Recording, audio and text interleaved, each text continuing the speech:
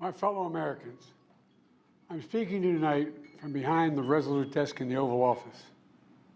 In this sacred space, I'm surrounded by portraits of extraordinary American presidents. Thomas Jefferson wrote the immortal words that guide this nation. George Washington, who showed us presidents are not kings. Abraham Lincoln, who implored us to reject malice. Franklin Roosevelt, who inspired us to reject fear.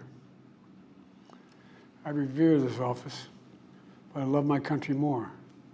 It's been the honor of my life to serve as your president. But in the defense of democracy, which is at stake, I think is more important than any title. I draw strength and I find joy in working for the American people. But this sacred task of perfecting our union is not about me. It's about you, your families, your futures. It's about we, the people.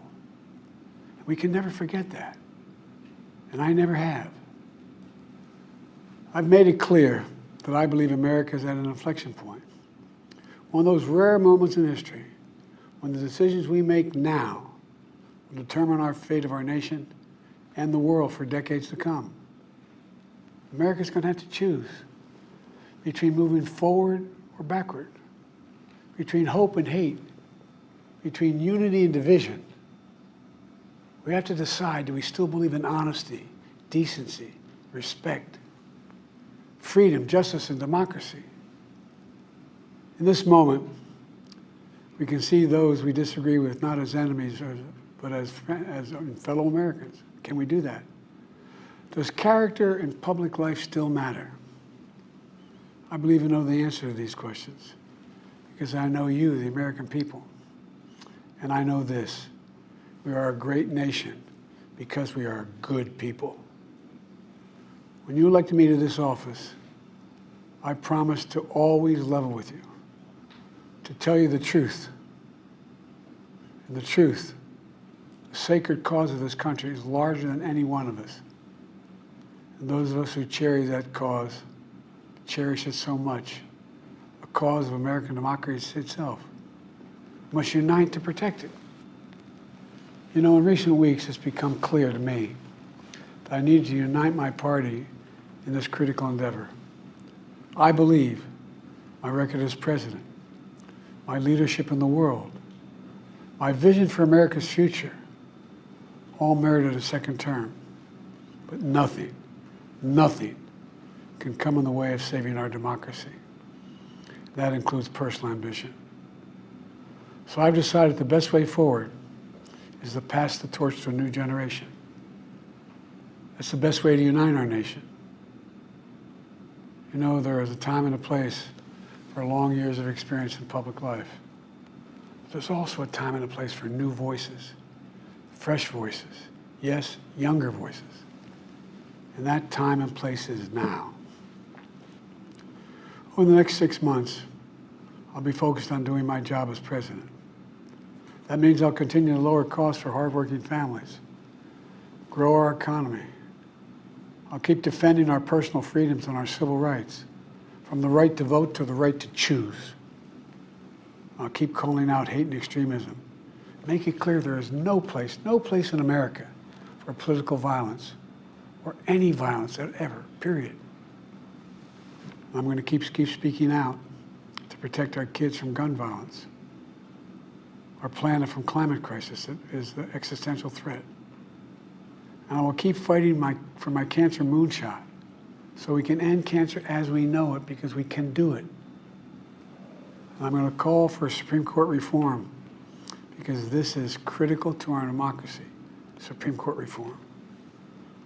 You know, I will keep working to ensure America remains strong and secure and the leader of the free world. I'm the first president in this century to report to the American people that the United States is not at war anywhere in the world. We'll keep rallying a coalition of proud nations to stop Putin from taking over Ukraine and doing more damage. We'll keep NATO stronger, and I'll make it more powerful and more united than any time in all of our history. I'll keep doing the same for our allies in the Pacific. You know, when I came to office, the conventional wisdom was that China would inevitably surpass the United States. That's not the case anymore. And I'm going to keep working to end the war in Gaza, bring home all the hostages, and bring peace and security to the Middle East and end this war. We're also working around the clock to bring home Americans being unjustly detained all around the world. You know, we've come so far since my inauguration. On that day, I told you, as I stood in that winter, we stood in a winter of peril and a winter of possibilities. Peril and possibilities. We were in the grip of the worst pandemic in the century. The worst economic crisis since the Great Depression. The worst attack on our democracy since the Civil War. But we came together as Americans, and we got through it. We emerged stronger, more prosperous, and more secure. Today we have the strongest economy in the world, creating nearly 16 million new jobs, a record. Wages are up. Inflation continues to come down. The racial wealth gap is the lowest it's been in 20 years. We're literally rebuilding our entire nation, urban, suburban, rural, and tribal communities. Manufacturing has come back to America. We're leading the world again in chips and science and innovation. We finally beat Big Pharma after all these years to lower the cost of prescription drugs for seniors.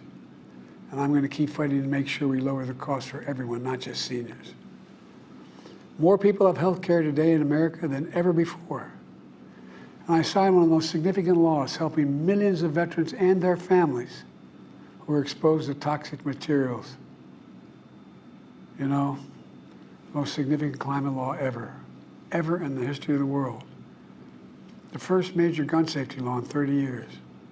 And today, the violent crime rate is at a 50-year low. We're also securing our border. Border crossings are lower today than when the previous administration left office. I've kept my commitment to appoint the first black woman to the Supreme Court of the United States of America. I also kept my commitment to have an administration that looks like America and be a president for all Americans. That's what I've done. I ran for president 4 years ago because I believed and still do that the soul of America was at stake. The very nature of who we are was at stake. And that's still the case. America's an idea. An idea stronger than any army, bigger than any ocean, more powerful than any dictator or tyrant. It's the most powerful idea in the history of the world. That idea is that we hold these truths to be self-evident. We're all created equal, endowed by our Creator with certain inalienable rights: life, liberty, pursuit of happiness. We've never fully lived up to it, to this sacred idea, but we've never walked away from it either. And I do not believe the American people will walk away from it now. In just a few months, the American people will choose the course of America's future. I made my choice. I've made my views known. I would like to thank our great Vice President Kamala Harris. She's experienced, she's tough, she's capable. She's been an incredible partner to me and a leader for our country. Now the choice is up to you, the American people. When you make that choice, remember the words of Benjamin Franklin hanging on my wall here in the Oval Office, alongside the busts of Dr. King and Rosa Parks and Cesar Chavez. When Ben Franklin was asked, as he emerged from the convention going on, whether the founders have given America a monarchy or republic, Franklin's response was, a republic, if you can keep it. A republic, if you can keep it. Whether we keep our republic is now in your hands. My fellow Americans, it's been the privilege of my life to serve this nation for over 50 years. Nowhere else on earth could a kid with a stutter, from modest beginnings in Scranton, Pennsylvania, and Claymont, Delaware, one day sit behind the resolute desk in the Oval Office as President of the United States. But here I am. That's what's so special about America. We're a nation of promise and possibilities, of dreamers and doers, of ordinary Americans doing extraordinary things. I've given my heart and my soul to our nation, like so many others. I've been blessed a million times in return with the love and support of the American people. I hope you have some idea how grateful I am to all of you. The great thing about America is here, kings and dictators do not rule, the people do. History is in your hands. The power is in your hands. The idea of America lies in your hands. You just have to keep faith, keep the faith, and remember who we are. We're the United States of America, and there's simply nothing beyond our capacity when we do it together. So let's act together, preserve our democracy. God bless you all, and may God protect our troops. Thank you.